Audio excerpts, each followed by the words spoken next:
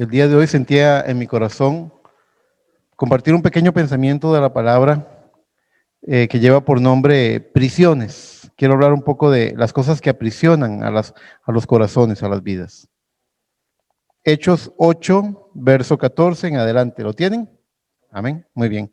Leemos en el nombre del Señor Jesucristo. Dice así: Cuando los apóstoles que estaban en Jerusalén oyeron que Samaria había recibido la palabra de Dios, enviaron allá a Pedro y a Juan, los cuales, habiendo venido, oraron por ellos para que recibiesen el Espíritu Santo, porque aún no había descendido sobre ninguno de ellos, sino que solamente habían sido bautizados en el nombre de Jesús.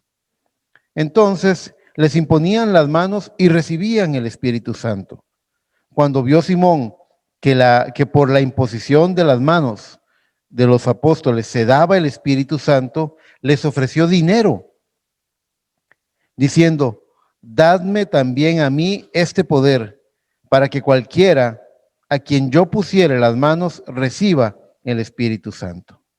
Entonces Pedro le dijo: tu dinero perezca contigo, porque has pensado que el don de Dios se obtiene con dinero. No tienes tu parte ni suerte en este asunto, porque tu corazón no es recto delante de Dios.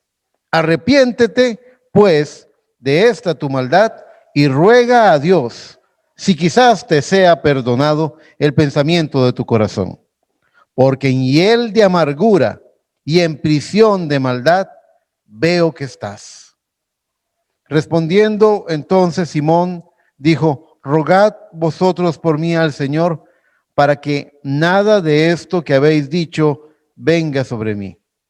Y ellos, habiendo testificado y hablado la palabra de Dios, se volvieron a Jerusalén, y en muchas poblaciones de los samaritanos anunciaron el evangelio.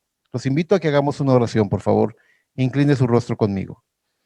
Amado Padre Celestial, nos hemos aproximado a tu santa palabra. Tu palabra, Señor, dice: acercaos a Dios y Él se acercará a vosotros. Y entendemos que esta palabra no son letras impresas en tinta, en hojas de papel, pero, Señor, es una palabra viva y eficaz. Así lo dijo Cristo: mis palabras son vida. Así que creemos que la palabra ungida, Señor, está a nuestro alrededor, está en nuestro medio, que el ángel del Señor está aquí, leyendo, Señor, nuestros corazones como cartas. Somos transparentes delante de ti y tú entiendes la necesidad que este pueblo, que nosotros tenemos de ti. Con eso en mente, rogamos tu misericordia, rogamos tu gracia y te pedimos que envíes, Señor, una unción fresca a cada corazón y que seamos guiados hoy a la justicia de Dios. Yo sé que debe haber cuerpos enfermos, que debe haber necesidades económicas o alacenas que necesitan alimentos. Yo sé que hay problemas o situaciones en las vidas de las personas que no saben cómo arreglar, preguntas que no saben cómo contestar. Así que solamente traemos a memoria tu gran promesa. Tú nos dijiste: mas buscad primeramente el reino de Dios y su justicia, y esas cosas serán añadidas. Venimos con fe, enfocándonos en lo que tu palabra nos presenta hoy, y creemos que toda necesidad está siendo suplida a nuestro alrededor. Padre, te lo pedimos en el todopoderoso nombre del Señor Jesucristo, por esta iglesia y por todas las iglesias hermanas y por cada siervo tuyo, muy especialmente, Señor. Oigo, Señor, lo que me ha dicho mi hermano diácono, el hermano Edén, que ha sentido en su corazón que oremos especialmente por nuestro hermano Mónico, y te pedimos, Señor, que tú seas con él, con su vida, con su salud, con su casa, con su ministerio y su iglesia. Bendícelo en el todopoderoso nombre del Señor Jesucristo. Amén, amén y amén. Muy bien, hermanos, Dios les bendiga, pueden tomar asiento. Entonces, nuestro tema del que queremos hablar en esta hora es sobre prisiones. Este capítulo ya lo hemos citado en otras ocasiones. Muchas veces hemos hablado del tema de la imposición de manos y también de la forma especial en la que Dios trabaja con el pueblo gentil. Nosotros, los que estamos aquí, salvo que haya algún hebreo que esté por ahí escondido y no lo conozcamos, pero nosotros somos gentiles. Fuimos injertados, estábamos fuera del cuadro, pero por medio de la cruz de Cristo fuimos alcanzados. Así que nosotros, pueblo gentil, que fuimos alcanzados por las ricas misericordias del Señor, Dios tiene una forma de operar bien especial. En este tema de la imposición de manos, que no es el tema de esta mañana, solamente quiero recordarles algo. ¿Notaron ustedes cómo fueron enviados Pedro y Juan a Samaria para que oraran por ellos, para que recibieran por la imposición de manos el bautismo del Espíritu Santo? Dice que ya habían sido bautizados en el nombre de Jesús. ¿Quién los había bautizado? Felipe el diácono, Felipe que fue tan usado en la Biblia, que fue trasladado, fue movido a donde estaba el eunuco, que hizo grandes maravillas y hazañas. Felipe, el padre de unas hijas que fueron profetizas, que hablaron la palabra, que profetizaban. Así que Felipe fue un hombre muy espiritual, y Felipe fue el que lleva el evangelio a Samaria. Ahora nos damos cuenta de que la palabra de Dios dice que el motivo por el cual Pedro y Juan van a Samaria es para orar por los creyentes, porque aún no había descendido sobre ellos el bautismo del Espíritu Santo. Entonces les imponen las manos y ellos lo reciben. Ya ahorita vamos a hablar de la reacción de Simón, pero aquí hay un punto bien importante, porque alguna mente por ahí podría leer eso y decir, entonces yo necesito que alguien me imponga las manos para recibir el bautismo del Espíritu Santo. Y no malentiendan, nosotros creemos en imposición de manos. Así dice Santiago. ¿Está alguno enfermo? Dice que los ancianos de la iglesia lo unjan con aceite y le impongan las manos, y el enfermo sanará. Y la oración de fe sanará al enfermo. Y si tuviere pecados, le serán perdonados. Así dice la palabra, y creemos en la palabra de Dios. Pero no creemos en limitar a Dios, porque Dios es un Dios infinito en recursos. Dios tiene... la palabra del Señor habla de la multiforme sabiduría de Dios. Dios tiene formas de hacer las cosas que escapan del entendimiento humano. No podemos limitarlo a decir, si Dios me va a sanar, va a ser de esta forma, porque muchas veces entonces estamos frenando el poder de Dios sobre nuestras vidas. Y esto es lo que estaba pasando con el pueblo samaritano. ¿Qué son los samaritanos? Los samaritanos son la mezcla de gentiles con hebreos. Lo cual para los hebreos en principio era una abominación. Si ustedes van y leen libros como el de Esdras o Nehemías, se van a dar cuenta de que hubieron tremendas consecuencias por ese tipo de mezclas, ¿verdad? Pero ahí está Samaria, resultados de cientos de años de mezcla entre hebreos y gentiles. Y ahora el pueblo samaritano ha creído el evangelio, ha escuchado el evangelio por boca de Felipe, y ha sido bautizado con fe en el nombre del Señor Jesucristo. El pueblo samaritano es el resultado de una mezcla, y por lo tanto también recibía influencia de la tradición hebrea. La imposición de manos es una tradición eminentemente hebrea, y nosotros como cristianos recibimos influencia de ello porque la fe de la Biblia es una fe judeo-cristiana. Es decir, que tenemos cosas del Antiguo Testamento y del Nuevo Testamento también. Pero hagamos un breve y rápido análisis para que ustedes vean que no nos conviene limitar el poder de Dios, de que tiene que ser solo de esta forma. No negamos el poder y la bendición que hay en la imposición de manos, pero no nos limitamos a que solo de esa forma Dios pueda actuar. Vamos a comparar algunos hechos. Por ejemplo, en Hechos 19, Pablo se encuentra, cuando estaba caminando, recorriendo las regiones superiores a Éfeso, se encuentra a una docena de creyentes, hebreos, que fueron evangelizados por un abogado llamado Apolos. Apolos les comparte el evangelio. Ellos creen en Jesucristo. Y cuando Pablo se los encuentra, hace la pregunta del millón, la pregunta importante. Cuando alguien ha creído en Cristo, esta es la pregunta que hay que hacer, la que hizo Pablo. ¿Y ya recibiste el Espíritu Santo desde que creíste? Y se quedaron atónitos, se quedaron con la boca abierta los 12 y dijeron, ni siquiera sabíamos que hay un Espíritu Santo. Dice Pablo. Ahora Pablo está actuando como un doctor que, viendo el síntoma, sospecha la causa, cuál puede ser la enfermedad que causa ese síntoma. ¿Entienden? Entonces él dice, ajá, qué interesante. ¿En qué pues fuisteis bautizados? Esa es una buena pregunta. Eso valida mucho el bautismo en el nombre del Señor Jesucristo. ¿En qué pues fuisteis bautizados? Y ellos dijeron, pues no, nosotros fuimos bautizados hace tiempo en el bautismo de Juan, Juan el Bautista. Y ese es un buen bautismo. Hermano Rolando, imagínese que alguien le diga a usted, a mí me bautizó el mismo que bautizó a Cristo. Opa, qué buen bautismo, ¿verdad? Uno dice, caramba, qué reputación, qué prestigio. A mí me bautizó el mismitico que bautizó a Cristo. No está mal, en el bautismo de Juan. Pero Pablo, entendiendo esto, dice, ese bautismo era en el nombre del que había de venir. Así bautizaba Juan, yo te bautizo en el nombre del que ha de venir. Pero ese ya vino y su nombre es el Señor Jesucristo.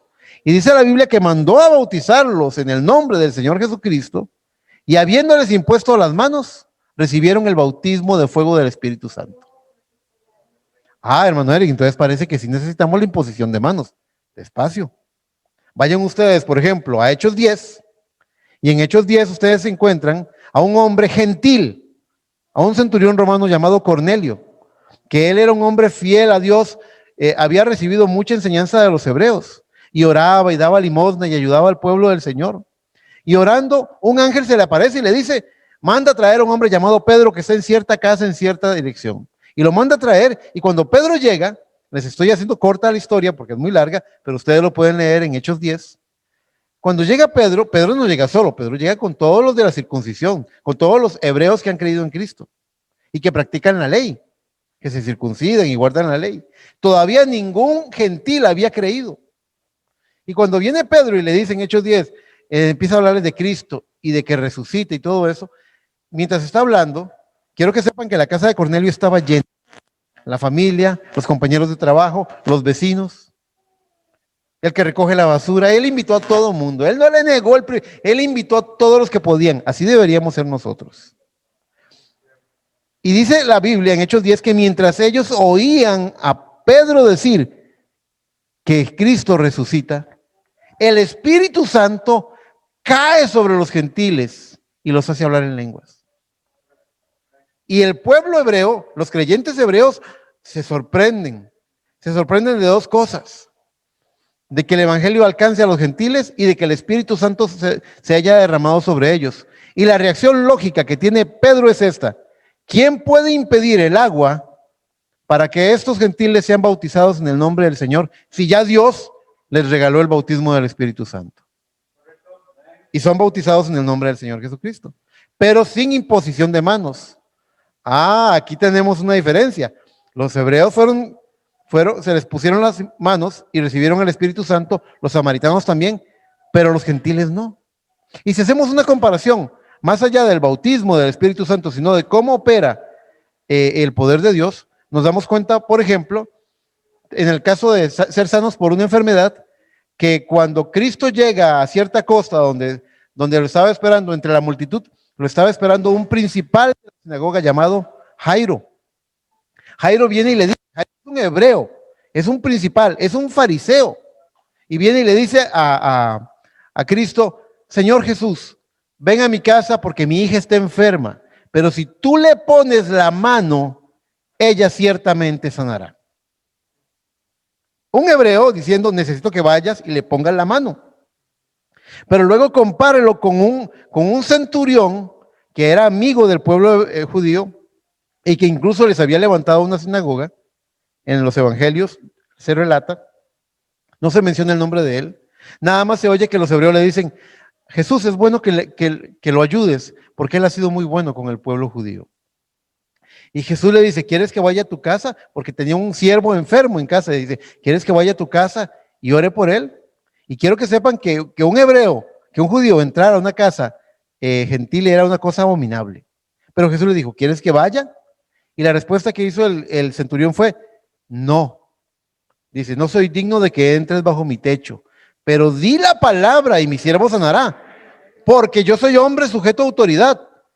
Y también tengo hombres a mi mando, y le digo a este, ve y va, y le digo a este, ven y viene. Así que si tú dices la palabra, mi siervo sanará. Y dice la palabra del Señor que Jesucristo hizo esto. Disculpen, hizo esto. se dio una vueltecita y le vio a todos la cara y dijo, en verdad os digo que nunca había hallado una fe tan preciosa en todo Israel. Entonces nos damos cuenta de que el poder de Dios aquí, en este pueblo gentil que está sentado hoy aquí, que el Espíritu Santo puede caer sobre usted por solo creer la palabra. Por solo creer la palabra, Dios puede derramar su Espíritu Santo sobre sus vidas. Dios es ilimitado, pero Dios lo puede hacer con la imposición de manos.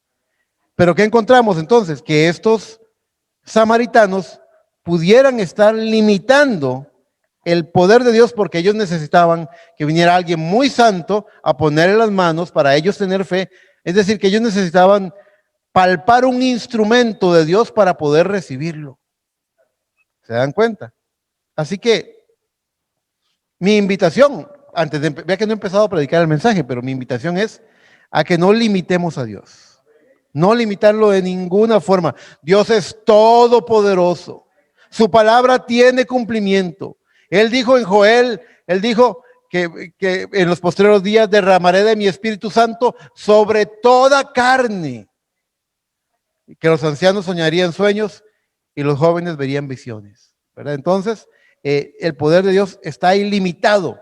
Si alguien quiere recibir algo de Dios, hay un Dios todopoderoso aquí, en esta mañana, listo para derramarse, para darlo, para otorgarlo, para concederlo, ¿ok? No nos limitemos. Pero es en ese contexto en el que Simón se maravilla viendo que cuando Pedro y Juan ponen las manos, los samaritanos reciben el bautismo del Espíritu Santo. El tema de hoy es sobre prisiones y este Simón está en una prisión. En de quien está hablando en Hechos 8, este Simón es uno de los convertidos de Felipe en Samaria. Este hombre dejó su vida antigua. ¿Saben qué era Simón antes de conocer a Cristo? Era conocido como Simón el Mago. Y él engañaba a la gente con artes mágicas. Pero él mismo, cuando vio a Felipe y las maravillas y milagros que hacía, él mismo creyó en el Evangelio. Y dice, solamente unos versos antes de la lectura que tuvimos, dice que desde que creyó Felipe, que desde que creyó Simón, dejó la magia y que estaba todo el tiempo con Felipe, lo acompañaba. Es decir, que él cambió, él se tornó a una vida nueva. Y sin embargo, cuando vemos este encuentro entre los apóstoles, Pedro y Juan, con Simón, vemos que hay un desacuerdo, hay una desazón. Este Simón parece que no ha entendido la manera de Dios. Y viene y les ofrece dinero. Ahora alguien podría decir, pero lo que Simón quería no era malo. Él quería tener el poder para dar el Espíritu Santo al que lo pidiera. En principio parece bueno, ¿verdad? Pero se nos olvida que Dios tiene una manera de hacer las cosas, que hay una forma, hay una perfecta voluntad en Dios. Que no quiere decir que Dios, porque acabo de decirles que no limitemos a Dios. No lo limitemos en nuestras maneras. Pero una cosa es aceptar que tenemos que deshacernos de nuestras formas, de nuestras maneras propias, y otra cosa es que Dios tiene una manera de hacer las cosas. ¿Entiende? Entonces, vea, redención tiene dos partes, dijo el profeta, salir de y entrar a. Tenemos que salir de nuestras formas humanas, de nuestras maneras, de nuestros condicionantes, que le decimos Dios, le decimos, si Dios me quiere bendecir, tiene que ser de esta forma. Tenemos que salir de eso y entrar en la manera de Dios, Señor. Y todo lo que tú quieras hacer conmigo, a tu manera, conforme a tu voluntad, estoy abierto, estoy dispuesto, mi corazón está listo para recibir todo lo que tú tengas para mí. ¿Ve? Son dos cosas diferentes. Hay que salir de nuestro modo, de nuestra manera humana y entrar en la manera de Dios. Es por eso que la oración, la lectura de la palabra, la vida en el Espíritu son tan importantes. Porque Cristo dijo en San Juan 15, pero lejos de mí o desconectados de mí, nada podéis hacer. Muy bien, continuemos. Entonces, este hombre tenía una vida anterior y la dejó, y ahora andaba siempre con Felipe. Ahora, la forma en la que él comprende las cosas le muestra a Pedro y a Juan, ellos logran ver la terrible condición espiritual en la que se encuentra este hombre. Dice, este hombre vive, según las palabras de Pedro, en hiel de amargura y en prisión de maldad. Ahora, no se lo está diciendo a un borracho allá en la calle. Se lo está diciendo a una persona dentro de la iglesia. Eso es lo más grave, eso es lo más importante, esto es lo más revelador. No se lo está diciendo a alguien que no ha creído. Se lo está diciendo a una persona que cree, que dejó la vida pasada, que se bautizó y que está en la iglesia apoyando el ministerio local con Felipe, que siempre estaba con Felipe. Es algo para ponerse a pensar. Eso es ahí donde decía mi papá tenía unas expresiones bien graciosas. Y él decía, es allí donde la mula botó a Genaro, decía él. Hay que sentar un momento, es ahí donde tenemos que frenar en raya y decir, un momento, ¿cómo? Un creyente, bautizado, perseverando, dejó la vieja vida y está apoyando el ministerio local, está siempre al lado del siervo del Señor de Felipe, perseverando. Y el diagnóstico que los siervos del Señor, los apóstoles hacen cuando lo ven es, tú estás en hiel de amargura y en prisión de maldad. Opa, o sea, tenemos que pesar esto. Y entonces aquí anoté mis notas. ¿Habrá gente así en las iglesias? Alguien acaba de hacer por aquí. ¿Habrá gente así en las iglesias hoy? ¿Gente atrapada en alguna clase de prisión invisible a los ojos de las personas? Posiblemente sí. Y eso, de ser así, sería una tremenda contradicción si recordamos el propósito con que Cristo vino a este mundo. Vean, les voy a leer lo que dice la palabra de Dios en Lucas capítulo 4, en el verso 18 al 19. Esa lectura es cuando Cristo lee el rollo del libro en la sinagoga, se le da el libro de Isaías y él lee esto. Verso 18 y 19 de Lucas 4. El Espíritu del Señor está sobre mí, por cuanto me ha ungido para dar buenas nuevas a los pobres. Me ha enviado a sanar a los quebrantados de corazón, a pregonar libertad a los cautivos y vista a los ciegos, a poner en libertad a los oprimidos y a predicar el año agradable del Señor. En los términos de Dios, en el propósito por el cual Cristo vino y murió en la cruz del Calvario, sería aceptable que haya un creyente que viene a la iglesia, bautizado, perseverando, que esté atrapado en una prisión invisible. ¿Sería algo aceptable en los términos divinos? La respuesta es no. Jamás. Eso no sería aceptable.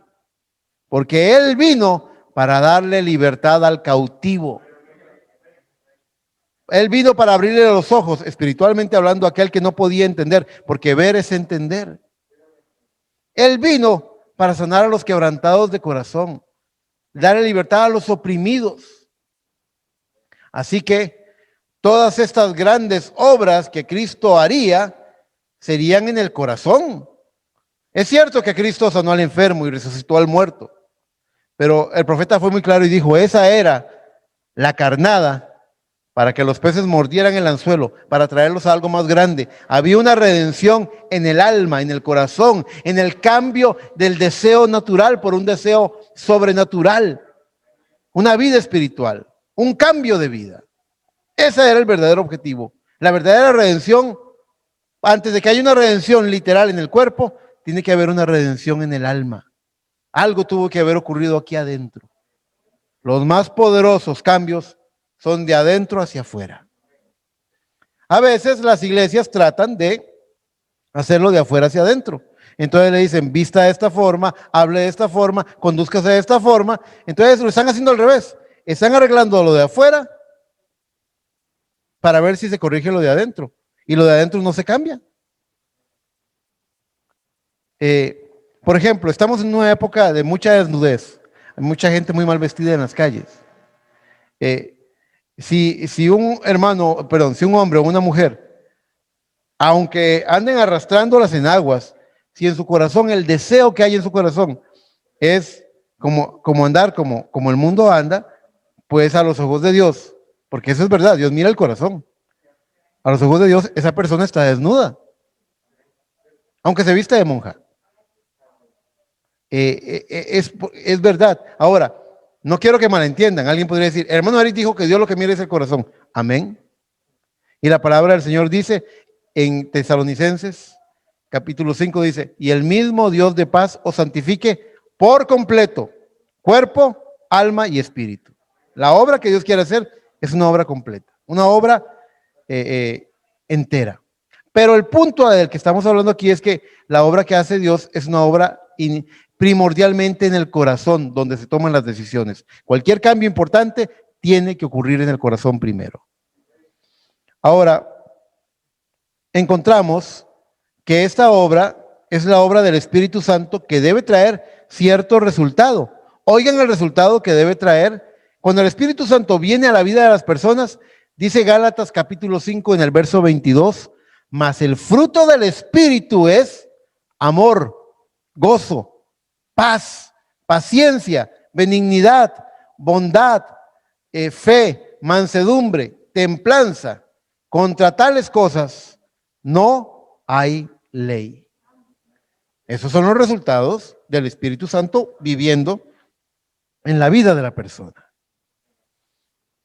Ese amor, ese gozo y esa paz son los frutos iniciales de una vida en el Espíritu. Son la medicina para el corazón quebrantado, para el corazón cautivo, para el que adentro se siente oprimido. El que siente una opresión en su corazón, ahí está. La obra del Espíritu Santo trae una completa liberación a esa vida. Entonces, algo anda mal con gente que dice creer en Cristo y anda aprisionada. Y andan cargando una prisión en su corazón. A donde van, llevan la cárcel, llevan la jaula, llevan la prisión. Esto me hace recordar una historia, ustedes la han oído muchas veces, pero vale la pena recordarla, que había un granjero que tenía un caballo y un día, un caballo fino, uno de esos caballos caros, ¿verdad? Que son vistos como una inversión porque valen millones. Y él tenía su caballo y un día que llegó a darle alimento, él lo tenía normalmente, lo estacionaba en cierto lugar con la cuerdita en el freno que estaba en su boca, con una estaca, clavaba la estaca en el terreno y ahí lo tenía.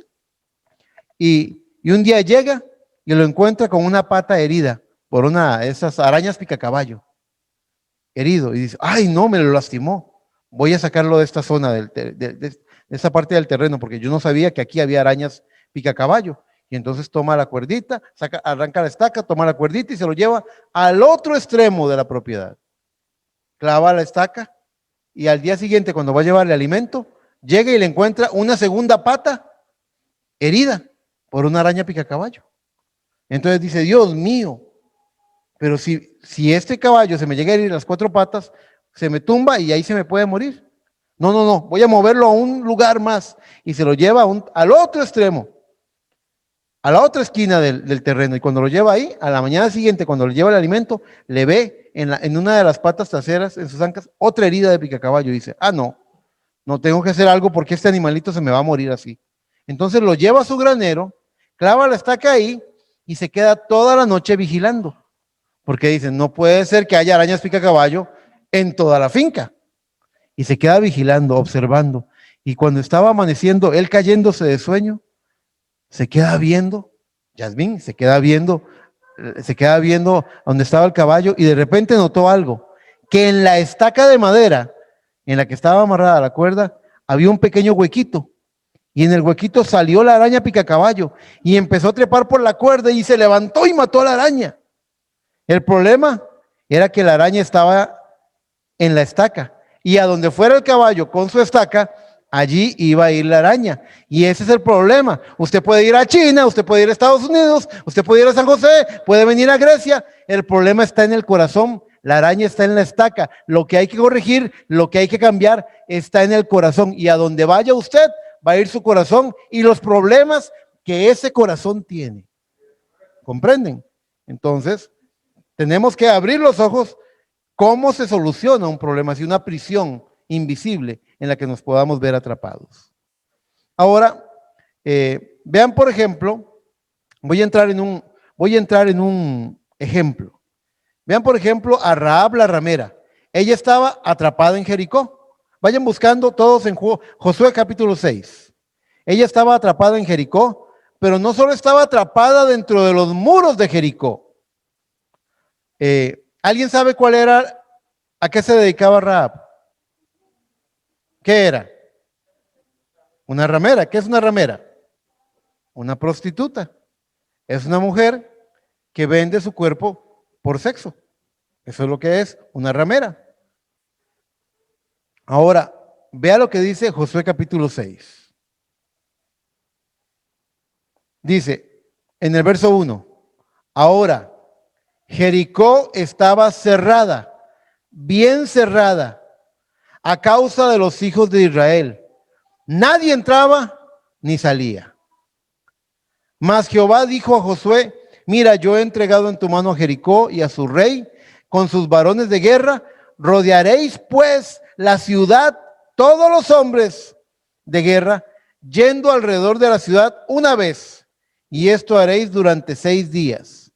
Y 7 sacerdotes llevarán 7 bocinas de cuernos de carnero delante del arca. Y al 7º día daréis 7 vueltas a la ciudad. Y los sacerdotes tocarán las bocinas. Y cuando toquen prolongadamente el cuerno de carnero, así que oigáis el sonido de la bocina, todo el pueblo gritará a gran voz y el muro de la ciudad caerá. Entonces subirá el pueblo, cada uno derecho hacia adelante. Por favor, retroceda al capítulo 2 de Josué. Noten, mientras van buscando eso, hago el recuento. Hermanos, Jericó estaba cerrado, clausurado. Nada entra, nada sale. Hay situaciones en la vida donde el diablo hace eso. Prensa a las personas, las atrapa, las pone contra la pared. Nada entra, nada sale. Y la estrategia que Dios tenía es, vea, cualquier estrategia diría, me van a traer catapultas, van a traer lanceros, van a traer los que tiran flechas, van a hacer este ataque así, así. No. El plan de Dios es, me le van a dar 6 vueltitas, una vuelta por día a Jericó, y en el 7º día dan 7 vueltas y suenan las bocinas, el pueblo grita y los muros van a caer. Esa es mi victoria, esa es mi manera. Los generales podrían decirle a Josué, pero Josué, ¿qué clase de estrategia es esa? Esa es la estrategia de Dios. ¿Y qué se requiere para poder tener una victoria con la estrategia de Dios? Fe y obediencia. Usted tiene que confiar en lo que dice la palabra de Dios. Usted tiene que creerle a Dios. Si no le cree, usted puede dar 20, 30 vueltas al día y los muros no se van a caer. Fe y obediencia son necesarias para ver el poder de Dios en operación. Ahí en Josué capítulo 2, verso 9, eso era para darles contexto de que Jericó estaba cerrado. Y ahora dice Josué 2:9, dice, estas palabras son las palabras de Rahab, que escondió a 2 espías hebreos que llegaron a ver cómo estaba Jericó. El rey de Jericó quería atraparlos y ella los escondió y los protegió. Entonces vea lo que dice ella. En el verso 9 de Josué 2. Dice, sé que Jehová os ha dado esta tierra, porque el temor de vosotros ha caído sobre nosotros y todos los moradores del país ya han desmayado por causa de vosotros. Porque hemos oído que Jehová hizo secar las aguas del Mar Rojo delante de vosotros cuando salisteis de Egipto. Y lo que habéis hecho a los 2 reyes de los amorreos que estaban al otro lado del Jordán, a Sehón y a Og, y a los cuales habéis destruido. Oyendo esto, ha desmayado nuestro corazón, ni ha quedado más aliento en hombre alguno por causa de vosotros. Porque Jehová vuestro Dios es Dios arriba en los cielos y abajo en la tierra. Vea qué testimonio. Os ruego pues, ahora que me juréis por Jehová, que como he hecho misericordia con vosotros, así la haréis vosotros con la casa de mi padre, de lo cual me daréis. Vea, hay que tener valor para hablarle así a un siervo de Dios. De lo cual me daréis una señal segura. Y que salvaréis la vida a mi padre y a mi madre, a mis hermanos y hermanas y a todo lo que es suyo. Y que libraréis nuestras vidas de la muerte. Ahora, mis hermanos, eso que pidió ella no era cualquier cosa.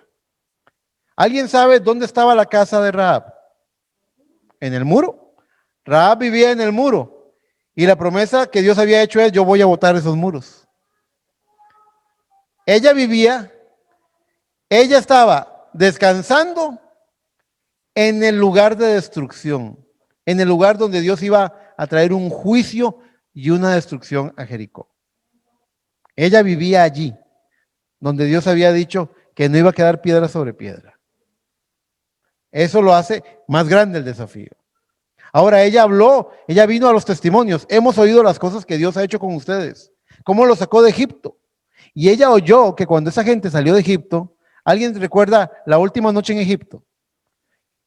Sacrifiquen al cordero y pongan la sangre del cordero en el dintel, en el marco de la puerta. Y cuando yo viere la sangre, pasaré, dice la Biblia en el libro de Éxodo capítulo 12. Entonces, ella decía: yo quiero eso. Yo quiero que cuando la destrucción venga y destruya todo, yo quiero tener esa misma señal segura. Yo quiero estar igual de tranquila y confiada de que Dios me guardó a mí como los guardó a ellos. Yo quiero lo mismo. Esta mujer Rahab, habían pasado 40 años atrás, Dios había sacado a Israel de Egipto. Habían pasado muchos años y Dios se había mostrado fiel, que Él es el mismo de ayer, hoy y por todos los siglos. Y se parece mucho a la historia de una novia en el tiempo del fin. Esta Rahab es como una novia en el tiempo del fin que oyó que hace 2000 años Dios derramó de su Espíritu Santo con fuego sobre el pueblo de Dios. Y esta Rahab, que por las circunstancias de la vida, en esta vida moderna, se halló atrapada, ella también dice: yo quiero la misma señal segura. Yo quiero el mismo derramamiento del Espíritu Santo. Yo quiero el mismo gozo, el mismo amor, la misma paz, el mismo poder. Yo quiero lo mismo que tuvo Pedro, lo mismo que tuvo Pablo. Yo quiero lo mismo, la misma señal segura. Pidió bastante Rahab. No, y yo quiero que toda mi casa se salva. Vea, qué gran mujer fue Rahab.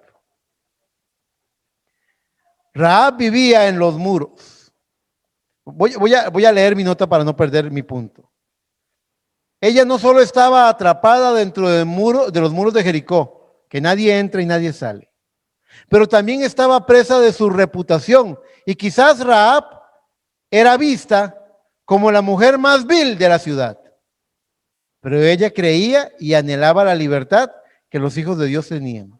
Y usted sabe algo, la Biblia habla en Romanos 8 de que toda la creación está gimiendo a una, porque ellos desean recibir la libertad gloriosa de los hijos de Dios. No es posible que el Hijo de Dios esté aprisionado. Hay una libertad gloriosa para los hijos de Dios. Y la palabra de Dios lo dice. Y tenemos que creerlo en los términos de Dios. Esta mujer expresó con esas palabras la convicción de su corazón y pidió la misma clase de señal que había tenido Israel 40 años atrás, al poner la sangre del cordero en las puertas, en Egipto, antes de recibir liberación. Y usted sabe lo que pasó ese día cuando ellos recibieron liberación, cuando salieron libres. Hay dos cosas. Miriam, la hermana de Moisés, tomó el pandero y danzó. Y hay algo, inmediatamente después de cruzar el mar, en lo seco, se lee lo que es llamado el cántico de Moisés. Bendice mi alma al Señor. Él es la roca eterna. Él es mi victoria. Ustedes lean el cántico de Moisés, es algo glorioso. La liberación trae gozo, trae paz, trae amor, nos hace danzar en el espíritu, trae una alegría. Y a veces andamos los cristianos con la cara larga, arrastrando los pies, tan negativos, tan indispuestos. Esa es y Cristo nos mira y dice, fue por eso que yo sangré en el Calvario, para ver esa cara larga, para ver ese corazón, como le dijeron a este Simón, en hiel de amargura veo que estás. Para eso murió Cristo en el Calvario. Jamás, amén, jamás. No fue para eso. Él murió en el Calvario para libertar al Espíritu Santo, que es nuestra señal, y es de lo que quería hablarles. Rahab vivía en los muros, pues fue por su ventana que los dos espías descendieron. Y cada día que Israel marchaba, ella los veía. ¿Sabe lo que? Quiero que hagan un viaje en el tiempo conmigo y nos sentemos en la ventana de Rahab. ¿Qué es lo que veía ella? ¿Cuántos días marcharon ellos? 7 en total. Una vuelta durante 6 días y 7 vueltas el último día. Y Rahab, todas las tardes, se sentaba en el muro, ahí en la ventana que estaba en el muro, y volvía a ver afuera y los veía marchar. Y decía, Dios está con ellos. El mar se retiró. Comieron pan de ángeles. La roca les dio agua. Cuando el enemigo los persiguió, la columna de fuego se paró a defenderlos. Dios está con ellos. Ellos son libres. Ellos son libres, decía. Ellos son libres. Y Rahab atrapada en esos muros, y Rahab lloraba por la reputación que tenía. Las mujeres de Jericó la miraban con desprecio. Y ella lloraba. Ella estaba atrapada. No había un rincón en Jericó donde ella pudiera respirar libremente. O los hombres la codiciaban o las mujeres la criticaban. Pero ella estaba atrapada. Ella era una presa. Estaba atrapada en una vida que no quería tener. ¿Ha conocido usted gente así? Que ha estado atrapado en una vida que dice, yo no quiero esta vida. Ahí está Rahab. Y al igual que Israel, Rahab y la casa de su padre recibieron una completa y perfecta liberación. Y hoy en día no tenemos que poner la sangre del cordero en el marco de nuestras puertas, ni una señal roja como fue el cordón rojo que puso Rahab en su ventana.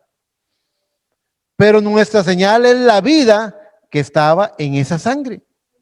Dice, solamente voy a citarles lo que dice para que tenga sentido lo que voy a decirles. Levítico 17, 11 y 12 dice, porque la vida de la carne en la sangre está, y yo os la he dado para hacer expiación sobre el altar por vuestras almas.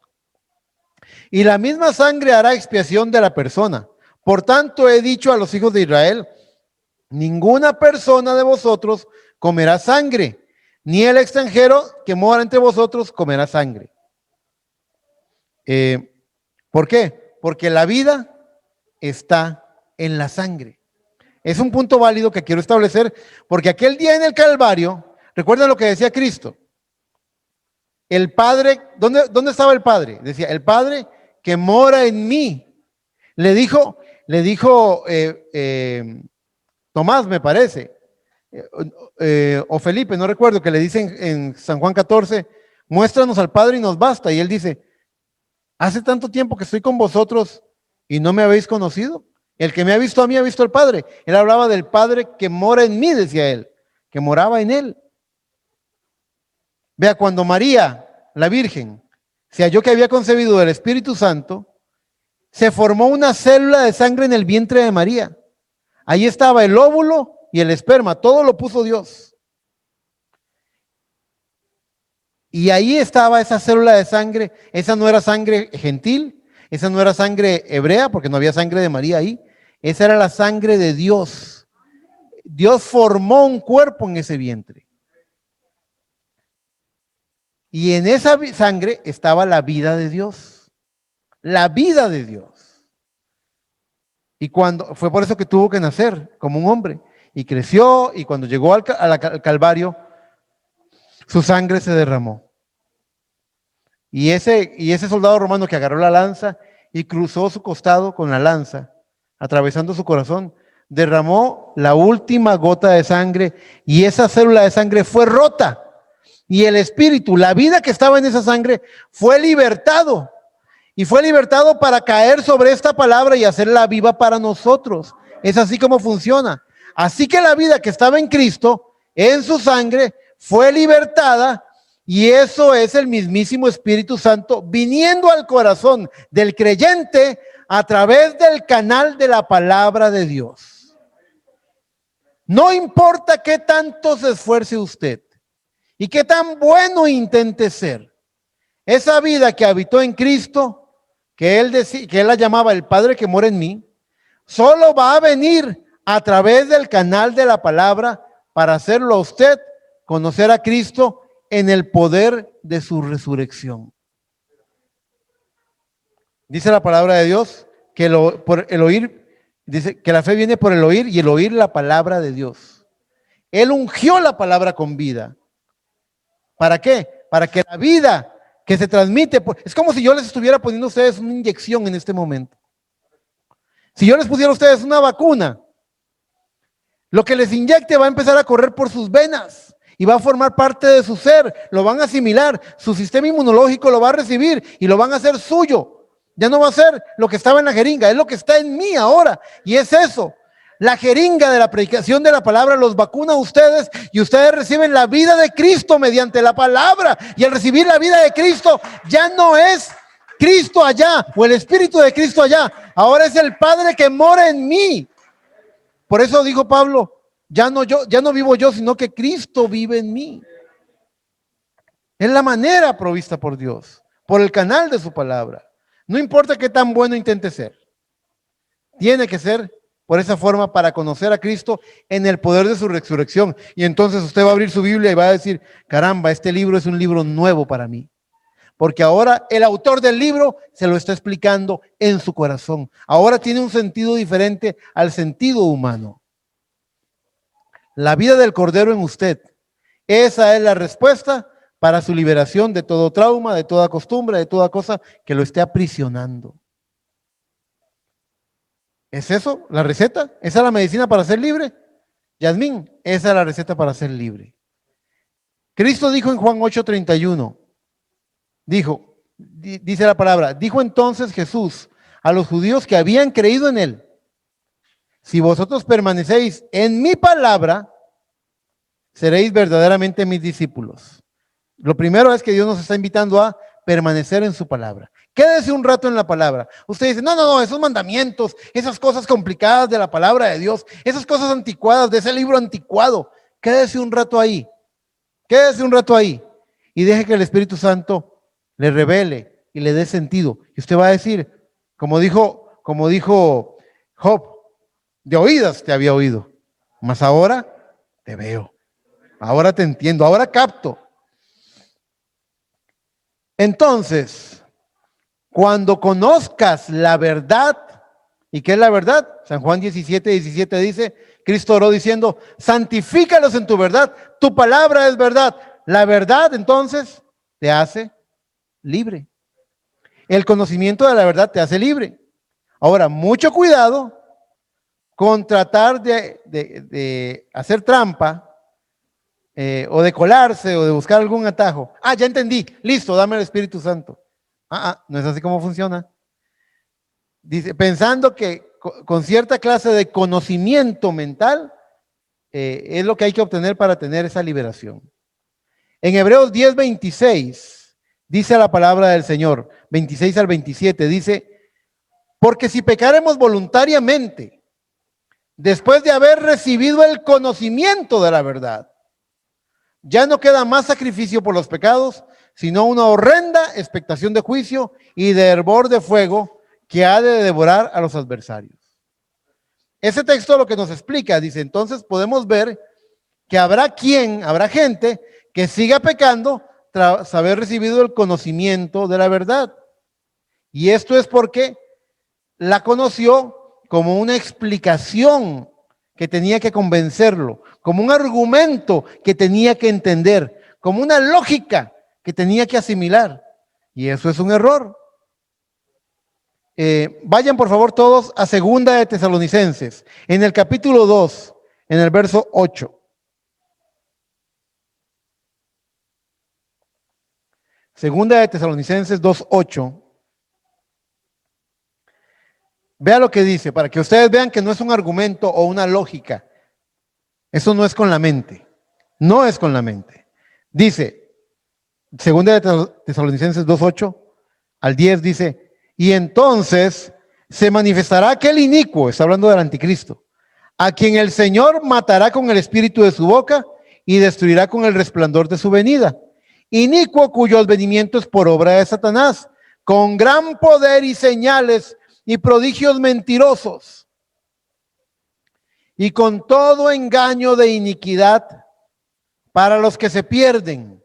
Ahora, lo que sigue explica por qué se pierden. Dice, por cuanto no recibieron el amor de la verdad para ser salvos. Hablemos un momento del amor de la verdad. Cuando una madre o un padre corrige a su hijo, cuando un amigo se enfrenta a su amigo para decirle, eso que estás haciendo te está haciendo daño. Cuando alguien te quiere y estás haciendo algo que te perjudica, esa persona que te quiere te lo va a decir. Ese amor se manifiesta como una verdad. Amor verdadero es amor correctivo. Nosotros nacimos en este mundo y aprendimos la manera del mundo. Y ahora Dios quiere hablarnos su palabra por medio del Espíritu Santo para que entendamos lo que Dios tiene en su mente y que podamos ver las cosas como las está viendo Dios. Que nos salgamos del esquema del mundo y tengamos una comprensión más profunda, pero no aquí, sino acá. Es el amor de la verdad el que tiene que ser recibido. Y usted sabe una cosa, ve, aquí están mis hijas, yo las amo. Yo amo a esas chiquillas, son lo más lindo que yo tengo. Y algunas veces nos enojamos, ¿verdad? Amén. Amén, sí, claro. Algunas veces papá es un poquito molesto, ¿verdad que sí? Amén. Amén, sí. Tranquilas, tranquilas. Eso es normal. Pero cuando alguien te ama y lo que hace y muestra un sacrificio personal por el amor que te tiene, los argumentos se acaban y las discusiones se acaban. Yo puedo estar molesto o discutiendo algún desacuerdo con alguna de mis hijas, con mi esposa, con mi suegra, pero cuando cuando nos sacrificamos por el otro, dejamos sin argumento, se acaba la discusión. Y eso fue lo que hizo Cristo en el Calvario. Cristo nos dijo, tienen que nacer de nuevo, y por aquí le entró a Nicodemo y por aquí le salió. Y Cristo dijo, se tienen arrepentidos, el reino de Dios se ha acercado, y la gente, muchos se acercaron porque los llenó el pan. Listo. Y él trajo su evangelio y aún le dijo a sus discípulos, muchas cosas os tengo que decir, pero no las podéis sobrellevar. Y ellos terminaron diciendo, ¿quién podrá ser salvo? Pero cuando Cristo va a la cruz del Calvario y ellos ven ese gesto de amor y lo ven morir por sus pecados, y ellos saben que ese hombre era sin pecado, que solamente hizo el bien y ahora está muriendo por los pecados de toda la humanidad, los argumentos se acaban. Pero es que, Señor, mi vida es así, a mí me gusta vivir de esa forma. Cuando ves la cruz del Calvario, los argumentos se acaban. Cuando ves lo que Él hizo por amor, ¿qué voy a estar discutiendo yo? Nada. No puedo. La verdad no es un argumento para ser entendido o discutido. La verdad es un acto de amor para ser recibido en el corazón. Dios se hizo carne, Dios muere en la cruz del Calvario y Dios te dice, esto es lo que tengo para ti. Di todo. Me escupieron, me clavaron, me golpearon, se burlaron y yo lo acepté por amor a ti. Ahora tengo un Espíritu Santo que va a venir a ti si tú crees la palabra. Y ese Espíritu Santo te va a pedir obediencia. Y ese Espíritu Santo te va a demandar santidad para que tengas compañerismo conmigo. Y ese Espíritu Santo te va a poner a prueba porque los hijos son probados. Pero amor correctivo, pero amor verdadero es amor correctivo. Eso es lo que tengo para ti. Lo mejor que tengo. Lo mejor que tengo. Gabriel, ¿qué darías? Si pudieras, ¿qué harías por Ari? Todo, ¿verdad? Pues eso fue lo que hizo Cristo en el Calvario. Lo dio todo. Y nosotros venimos, Señor, pero yo tengo mis condiciones, pero yo tengo mis términos. Es un absurdo. Es un absurdo. Él está dándote todo. Vida eterna, poder de Dios, revelación. ¿Vamos a venir con nuestros propios términos o vamos a venir con un corazón rendido a Él? Vamos, Señor, hazme entender. Yo estoy aquí con mi corazón abierto. Recuerden, quiero salir de mi forma para entrar en la tuya, salir de mis modos para entrar en el tuyo, en tu manera. Pero queda claro que habrá quien siga pecando después de haber tenido un conocimiento intelectual de la verdad. Y de eso están llenas las iglesias. Están llenos de gente así. Conocer la verdad que te hace libre es conocer no un argumento, sino a una persona que se llama Jesucristo. Y conocerlo en el poder de su resurrección. ¿Y qué es esa cosa, hermano, que no entiendo? Usted dice conocerlo en el poder de su resurrección. Es que cuando usted ora en la mañana, usted comprobó que Jesucristo está vivo, porque Él lo visitó, porque Él está con usted. Y usted puede decir lo que dijo Cristo en los días de su carne.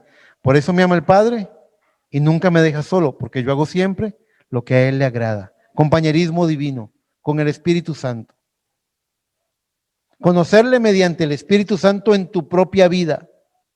Y aquí ya entramos en materia. Hay prisiones de prisiones, hay prisiones en forma de complejos de inferioridad, pena y vergüenza. Hay prisiones en la forma de complejos de superioridad, orgullos y arrogancia. ¿Qué me va a decir usted a mí? No me hable de esa forma. Hay gente que viene hacia la iglesia con la nariz apuntando hacia arriba. Si ustedes se toparan, si la mujer sirofenicia les diera testimonio, les diría, no, usted no va a durar nada en la iglesia. ¿Por qué, hermana sirofenicia? Porque yo me acerqué a Cristo y le dije, hijo de David, y me dijo, no he sido enviado sino a las ovejas perdidas de la casa de Israel. Con usted no tengo asunto, con permiso. Así le habló el pastor, vea. Y entonces le dije, Señor, socórreme. ¿Qué quieres que haga, mujer? Que sanes a mi hija que está enferma. No está bien darle el pan de los hijos a los perros. El orgullo ahí se levanta la nariz otra vez y sale de la iglesia y se va. Con su prisión de orgullo, sin haber recibido lo que la mujer sirofenicia recibió. Por este dicho tu hija ya sanó. Poder de Dios recibió. Hay prisiones de temor. Hay gente que a todo le asusta, que todo le da miedo, que vive en un puro brinco, en un puro susto, en un puro espasmo todo el tiempo. Todo le preocupa, todo es malo, todo es el diablo. ¿Y dónde está el gozo, amor? ¿Y la paz? ¿Dónde está el Espíritu Santo? No. Esas cosas son prisiones también. Hay prisiones de murmuración y crítica. Prisiones de mal pensamiento. Juzgamos, pensamos mal. Cuando la palabra de Dios dice, si hay algo digno de alabanza, si hay algo, si hay virtud alguna, en esto pensad. Ve, entonces, empezamos a desmenuzar y nos damos cuenta de que hay un saco de prisiones. Hay un grupo enorme de prisiones que aprisionan a la gente. Y la gente viene con apariencia de religión, con apariencia de piedad, y llena las iglesias, pero sus vidas no están cambiando, no están obteniendo el resultado y los beneficios que nos fueron otorgados en la cruz del Calvario. Hay gente aprisionada en vicios, droga, alcohol, pornografía, están atrapados y siguen excavando ese hueco, tratando de salir, y lo que logra nada más es que el hueco se haga más profundo. Y aquí voy a traerles un pensamiento. Usted no es la cárcel en la que usted habita. Si aquí hay alguien que está aprisionado en algo, en un complejo, en un temor, en una vergüenza, en un orgullo, usted, si es un hijo de Dios, usted no es eso. Vea, voy a darles un par de citas muy simples. La primera está en San Judas, casi al final antes de Apocalipsis. Vayan a San Judas, capítulo 1, verso 6. Les voy a leer ahí un pequeño verso. Ya casi terminamos el mensaje. Un pequeño verso en San Judas 1:6. Vea lo que dice la palabra del Señor.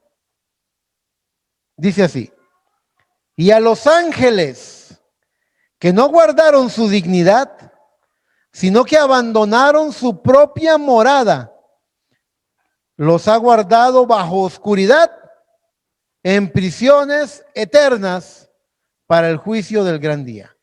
¿Alguien sabe qué son estos ángeles? Que no guardaron su dignidad, sino que abandonaron su santuario, su propia morada. Estos son, vamos a ver, la palabra del Señor relata que el gran dragón, la serpiente antigua, que es el diablo y Satanás, arrastró, en la visión de Apocalipsis 12, arrastró la tercera parte de las estrellas del cielo. Es decir, que hubo un golpe de estado en el cielo.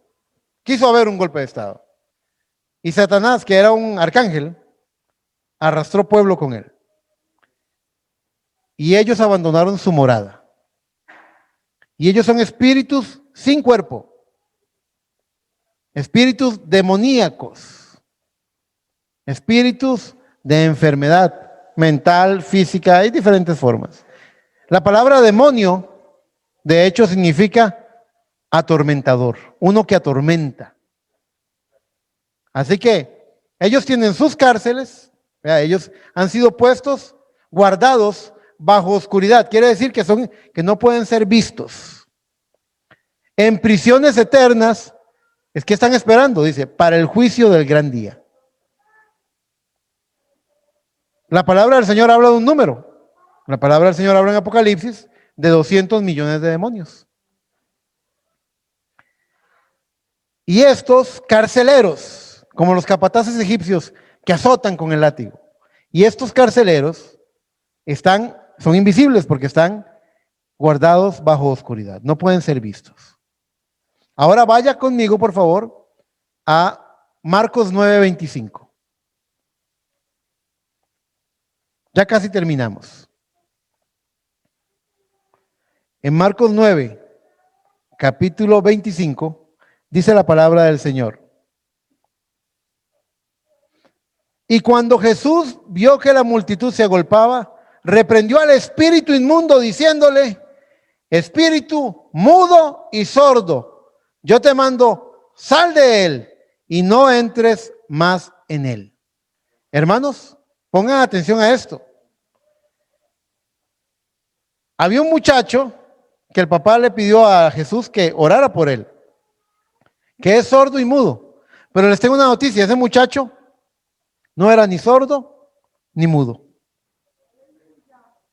Pero el espíritu inmundo que estaba en él era sordo y mudo. Voy a tratar de explicarme. Es como que yo quisiera ponerme una camisa que no tiene mangas, solamente tiene cuerpo. Aunque yo tenga brazos, me voy a ver atrapado en esa camisa que tiene esa forma. No tiene mangas. ¿Entiende? Es como que yo me pusiera unos lentes que tienen, en lugar de vidrio, tienen cuero o madera.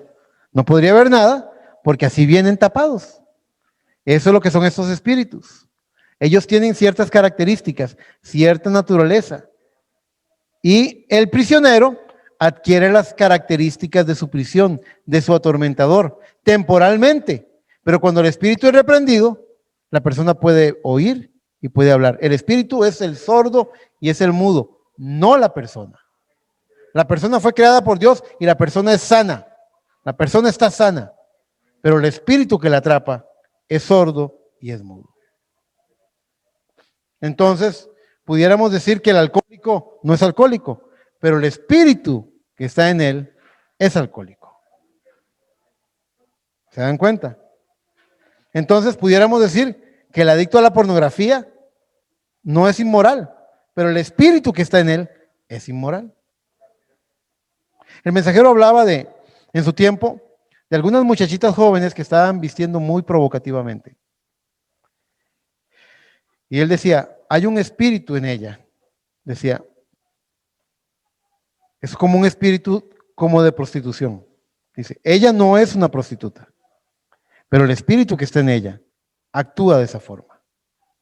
Entonces, ya ahí pudiéramos entrar en otra prédica, que no lo voy a hacer, sobre discernimiento espiritual. El punto aquí es entender que las características de ese espíritu son las que envuelven a la persona, la aprisionan. Si ese espíritu es sordo y mudo, esa persona no va a poder ni oír ni hablar. El prisionero adquiere las características de su prisión y de su atormentador. Ahora, hay algo, el Espíritu de Cristo está aquí para darnos libertad, porque Él dijo, me ha ungido el Señor para traer libertad al cautivo, vista al ciego, libertad a los oprimidos de corazón. Es la característica del Espíritu de Cristo. Y es lo que dice mi última cita de esta mañana. Segunda de Corintios, capítulo 3, verso 17, dice, porque el Señor es el Espíritu, y donde está el Espíritu del Señor, allí hay libertad. De la misma forma de que si ese espíritu, ese demonio, te envuelve, no vas a poder ver ni hablar, sordo y mudo, no vas a poder ni oír ni hablar. Si lo que tienes es el Espíritu de Cristo, entonces tienes toda la libertad que Dios tiene. La libertad gloriosa de los hijos de Dios es ser lleno con el Espíritu Santo y tener el escrito está en su boca, tener la palabra hablada, tenerla, y es ahí donde dice, le dijeras a este monte, quítate y échate en el mar, y se va a echar en el mar. Y algunas personas, algunos lo recordarán, en el 2020 lo prediqué, sobre fe para mover montañas, pero algunas personas dicen, ¿cómo voy a tener fe yo para eso? El hermano Ángel Cantos el viernes en la noche lo mencionó. Él dijo, usted diga al monte que se quite, y podrá haber unos granitos de arena que rodaron nada más, pero el monte se tiene que mover. Quédese ahí plantado con fe, ese monte se va a mover. Ahora, ¿cómo funciona eso? Eso es lo que produce. Recuerden cuáles son las características, los frutos del Espíritu Santo en nuestra vida: gozo, paz, amor, gozo, paz, benignidad, paciencia, fe, dice. Cuando le decimos al monte, quítate y échate en el mar, se tiene que quitar. ¿Por qué? Porque no es su fe, es la fe de Dios en usted. Si usted lo hace con su fe, pues ahí se va a quedar. Pero si usted lo hace con la fe de Dios en usted, el poder de Dios va a mover eso. Con razón se mueve el muro, con razón caen los muros, con razón se mueve el monte. Es la fe de Dios actuando a través de usted. Hermano, ¿está seguro de que es la fe de Dios? Vamos un momento a Efesios. Ese no lo tenía contemplado, pero vamos a leerlo. En Efesios, en el capítulo 2, vamos a leer del verso 4 en adelante. Léalo conmigo. Efesios 2:4 dice, pero Dios, que es rico en misericordia, por favor diga conmigo, Dios es rico en misericordia. Por su gran amor con que nos amó, aun estando nosotros muertos en pecados, nos dio vida juntamente con Cristo. Por gracia sois salvos. ¿Alguien sabe lo que es gracia? Un favor inmerecido. Dice, y juntamente con Él nos resucitó y asimismo nos hizo sentar en los lugares celestiales en Cristo, con Cristo Jesús, para mostrar en los siglos venideros las abundantes riquezas de su gracia en su bondad para con nosotros en Cristo Jesús. Porque por gracia sois salvos por medio de la fe. Dice, por medio de la fe. Y esto no de vosotros, pues es don de Dios. No es su fe, es la fe de Dios en usted. Usted se abre como un canal. Ahora, cuando uno ve que un caño o un canal o un tubo se está derramando, está saliendo agua por todos lados, hay algún tipo de bloqueo. Lo que hay que hacer es destaquearlo. Lo que hay que hacer es desatorarlo. El canal tiene que estar limpio, tiene que estar abierto. Eso es lo que Dios quiere hacer con nosotros. Él ha enviado su palabra viva para desatorarnos de las cosas que este mundo nos ha atascado en nuestra mente, en nuestro corazón, llenándonos de orgullo, de miedo, de envidia, de toda cosa, de diferentes tipos de prisión que aprisiona los corazones. Pero donde está el Espíritu del Señor, allí hay libertad. Esto es muy sencillo. ¿Qué es lo que necesito? Al Espíritu Santo en mi vida. Y allí habrá libertad. ¿Habrá miedo? Se acabó el miedo. ¿Habrá vergüenza? ¿Habrá pena? Se acabó. ¿Habrá orgullo? Se acabó el orgullo. Si se acaba si se acaba el orgullo y se acaba la vergüenza, porque son los dos extremos, entonces, ¿qué es lo que queda? Queda Cristo. Queda el Espíritu Santo. Queda la revelación de lo que somos. Y usted camina en este mundo sin orgullo, pero con gratitud, diciendo, gracias Señor por la cruz del Calvario. Cada paso que usted da anuncia al mundo, santo, santo, santo, santo es el Señor. Todo usted es una Biblia andante. La Biblia la pueden leer con su testimonio, con su conducta, con su amor. Y usted oye gente que se muere de COVID y usted oye eso y lo ven a usted humilde, obedeciendo, se pone la mascarilla, se lava las manos, respetando las autoridades, porque hay Biblia que dice que tenemos que respetar y apoyar a las autoridades. Así lo dice. Y el pueblo cristiano no anda con rebeldías, porque es un pueblo disciplinado. Pero también dice, caerán 1000 a mi diestra y 10,000 a mi siniestra, mas a ti no llegará. No andamos en temor. No andamos en temor. Somos gobernados por un espíritu diferente. Tenemos, dice la palabra del Señor, mayor es el que está en vosotros que el que está en el mundo. El mensaje de esta mañana es muy sencillo.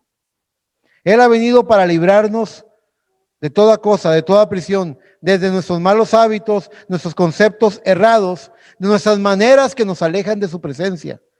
Él ha venido para libertarnos. ¿Y qué tenemos que hacer nosotros? ¿Recordarán lo que les dije de redención? Que redención tiene dos partes, salir de y entrar a. Mi invitación es que en este momento usted ore conmigo, póngase de pie por favor, y ore conmigo y le diga al Señor, Señor, ayúdame a salir de mi propia manera. Mi manera está llena de complejos, mi manera está llena de temores, mi manera está llena de afanes, mi manera está llena de prisiones. Quiero tu manera. Tu manera dice que los árboles, que las criaturas, que toda la creación está esperando ver la manifestación de los hijos de Dios, porque ellos mismos recibirán, van a salir de la corrupción y van a recibir la libertad gloriosa de los hijos de Dios. Vamos a ver si entendieron la prédica de esta mañana. ¿Es la voluntad del Señor de que haya algún hijo de Dios cristiano, creyente, prisionero en algún tipo de prisión? No, correcto. No es la voluntad del Señor. ¿Por qué usted va a caminar en temor, o en complejo, o en vergüenza, o en orgullo, o en enojo? ¿Por qué usted va a hacer, por qué se van a adueñar de usted esas cosas cuando Dios se encarnó, murió en el Calvario, pagó el precio más alto para que usted fuera libre? No tiene por qué, pero usted tiene que creerlo. Recuerden, siempre tiene que venir por el canal de la palabra. El canal de la palabra, yo les mostré hoy que esas cosas son el espíritu que está en la persona. ¿Recuerdan ustedes cuando se los he dicho? Alguien recordará, de los viejitos, los más jóvenes no se acordarán de eso, pero hace unas 2 o 3 décadas, en la televisión nacional, la Caja Costarricense del Seguro Social tenía una campaña en contra de la drogadicción. Y entonces ponían a un muchacho joven, con su piel fresca, lozana, saludable, y de repente la segunda foto, una foto acá, y luego la segunda foto acá, salía un poco ojeroso, y luego la siguiente foto acá, salía un poco desgreñado, la siguiente, y era una cadena como de 10 fotos en unas 4 filas, que iba avanzando. El aspecto de ese hombre al final, era el de una persona que ha sido consumida por la droga. Consumida totalmente por la droga. El mensaje de la caja era, la droga mata. Pero yo, cuando conocí el mensaje, esa imagen vino a mi memoria, porque recordé que ese espíritu empieza a tomar forma y empieza a revelarse en la persona. Y de la misma forma en la que usted puede ver, cuando usted ve a un hombre o una mujer consumido por la droga, y usted puede ver, reconocer el espíritu que lo envuelve, o también puede ver cuando ve a una mujer joven, medio desnuda, con esa forma sensual, también reconoce que hay un espíritu allí. Los diferentes, usted puede ir discerniendo y darse cuenta también cuando usted vea a una cristiana o a un cristiano y usted vea su mirada limpia, su mirada dulce, su modo dulce, amoroso, usted dice, también se discierne ese espíritu. Y hay una historia, y con esto voy a terminar, perdonen que los tenga de pie, eso va a ser un minuto. Cuenta, ¿quién fue el que pintó la Santa Cena? ¿Fue Miguel Ángel o fue Da Vinci? Estoy tratando de recordar. Da Vinci, gracias. Da Vinci pintó la Santa Cena, la que todo el mundo la ha visto, en muchas casas está ese cuadro, la Santa Cena.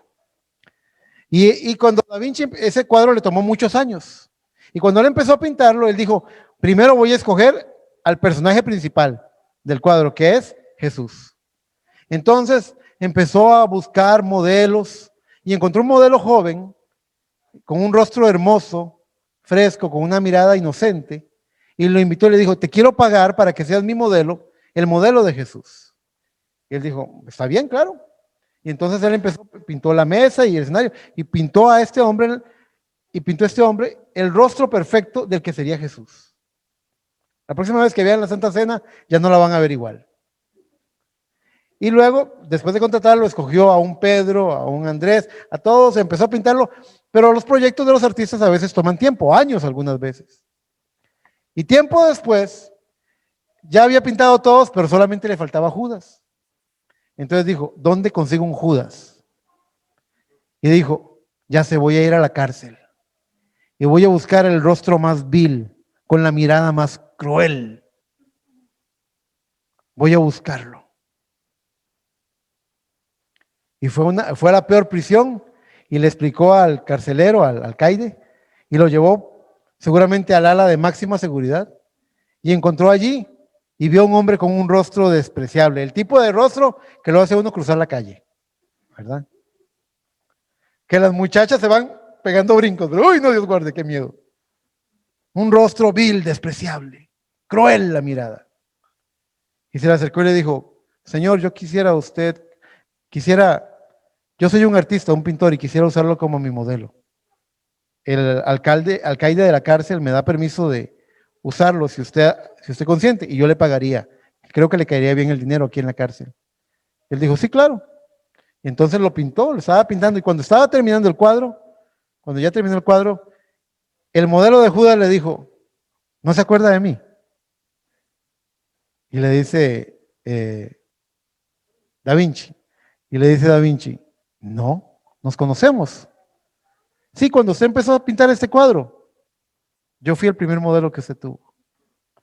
Él había sido el modelo de Jesús. Pero después de unos años, de muchas vivencias, de muchas experiencias, de muchas crueles situaciones en su vida, ahora su rostro era el perfecto Judas. ¿Qué espíritu nos va a dominar? ¿Qué nos va a gobernar?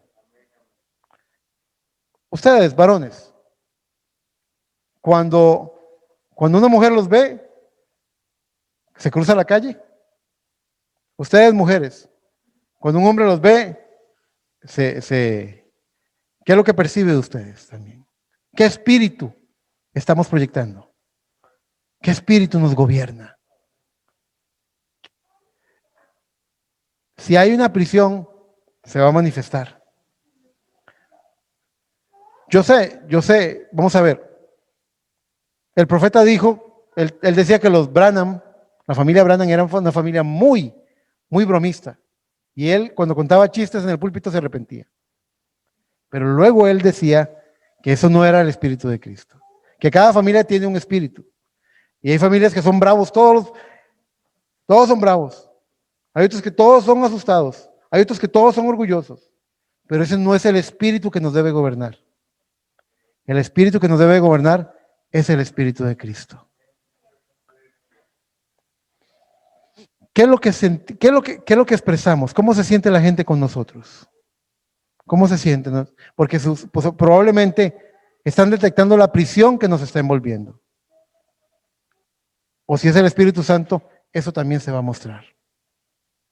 Quiero que oremos en este momento y le digamos al Señor: Señor, quiero renunciar a mis maneras y quiero tu manera en mi vida, quiero tu forma en mi vida, tu voluntad en mi vida.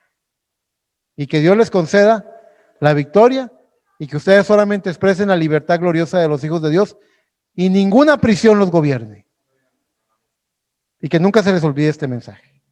Vamos a orar. Amado Padre Celestial, en esta hora venimos ante ti, venimos a pedirte que tú, Señor, derrames de tu Espíritu Santo en estos corazones.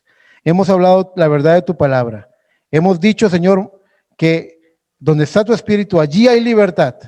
Hemos dicho que tú moriste en la cruz del Calvario para darnos ese Espíritu. Padre, reclamamos las promesas, creemos en ti y te pedimos en el nombre del Señor Jesucristo que hagas una perfecta obra de liberación y que, Padre, no haya un solo creyente, Señor, que al oír este mensaje permanezca aprisionado con nada. Tal vez algo lo marcó en el pasado. Padre, recordamos lo que es tu palabra.